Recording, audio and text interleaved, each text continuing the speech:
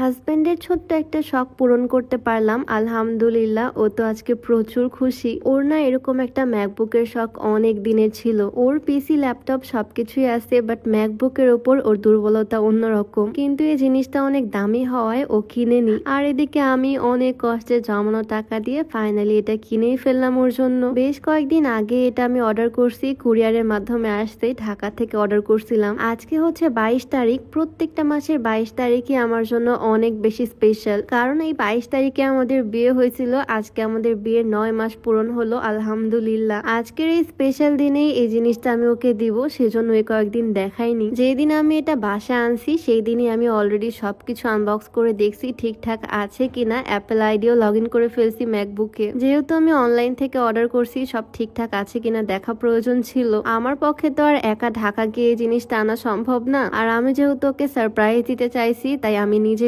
Order করছি এটা। আর এখন এটাকে সুন্দরভাবে প্যাকেট করে গিফট পেপার দিয়ে র্যাপ করে ওকে গিফট করব। আমার কাছে না অনেক খুশি খুশি লাগতেছে, তার এই ছোট্ট শখটা আমি পূরণ করতে পারলাম আলহামদুলিল্লাহ। আর আমি জাস্ট ভাবতেছি এটা যখন ও পাবে তখন কত বেশি খুশি হবে। আমি যেটা নিছি এটা হচ্ছে ম্যাকবুক এয়ার M3।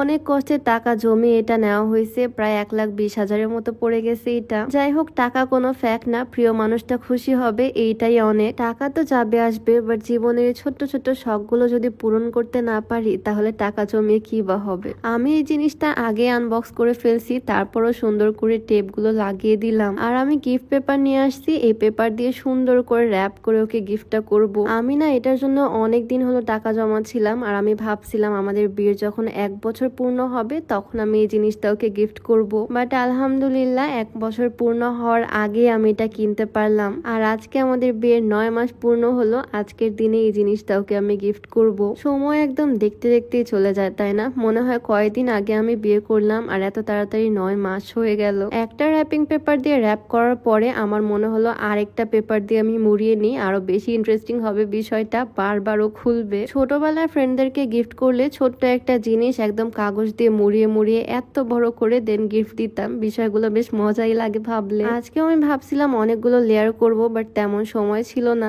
আমার রুমেই ও শুয়ে শুয়ে মোবাইল টিপতেছে, আর আমি চলে আসছি আমার ননদিনীর রুমে। আমি আমার ননদিনী মিলে এগুলো করতেছি। সুন্দর করে আমি এটাকে র্যাপ করে ফেললাম, আর তার উপরে একটা খাতার কাগজে আমি লিখে দিব 9 মান্থস টুগেদার। ছোট্ট একটা চিরকুট আমি গিফটের উপরে আটকিয়ে দিব। বিয়ের 9 মাস হয়ে গেলেও আমাদের সম্পর্কটা এখনো সে আগের মতোই আছে যখন প্রেম করতাম। অনেকেই মনে করে প্রেম করার সময় ছেলেদের মিষ্টি মিষ্টি কথা থাকে, বিয়ের পরে সব চেঞ্জ হয়ে যায়, বাট আমার ক্ষেত্রে এরকম একদমই হয়নি আলহামদুলিল্লাহ। আমাদের সম্পর্কটা এখনো সেই আগের মতোই আছে। যাই হোক, আমি চিরকুটটাও সুন্দরভাবে কেটে নিলাম, আর এটাকে এখন বসিয়ে দিব গিফট বক্সটার উপরে। নিজে হাতে লিখে দিলাম, সুন্দর করে লাভ পেন্ট করে দিছি। জিনিসটা কিন্তু এখন দেখতে আরো বেশি সুন্দর লাগতেছে, তাই না? তো ফাইনালি আমার গিফট প্যাকেট করা একদম ডান। এখন আমি ওকে ডাকবো আর এই বক্সটা ওকে গিফট করব। এখন দেখা যাক ওর রিয়াকশনটা কেমন হয়। ও বাড়িতেই আছে, আমাদের রুমে শুয়ে আছে। ওকে আমি ডাক দিলাম, দিয়ে বললাম এই রুমে আসতে। আমি বক্সটা লুকানো ট্রাই করতেছি পিছনে, যাতে ও দেখতে না পায়, বাট ও ক্যামেরা দেখে মেবি বুঝে গেছে আমি যে এখানে কিছু একটা করতেছি। বুঝলে বুঝুক, এইটা তো এখনো গেস করতে পারিনি গিফটে আছে কি।